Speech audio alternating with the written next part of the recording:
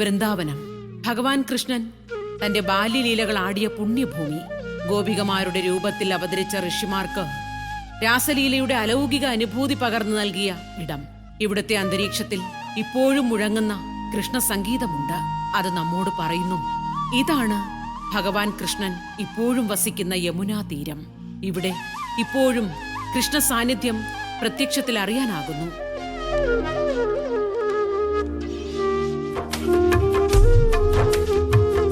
വൃന്ദാവനത്തിലെത്തിയ അമ്മ ആദ്യം ബ്രഹ്മകുണ്ഡം സന്ദർശിച്ചു. ബ്രഹ്മകുണ്ഡത്തിന് കൃഷ്ണന്റെ രാസലീലയുമായി നേരിട്ട് ബന്ധമുണ്ട്. രാഗനാഥ ക്ഷേത്രത്തിന്റെ വശത്തായി സ്ഥിതി ചെയ്യുന്ന ബ്രഹ്മകുണ്ഡത്തെ വൃന്ദാവനത്തിന്റെ ബ്രഹ്മസ്ഥാനമായി കരുതുന്നു.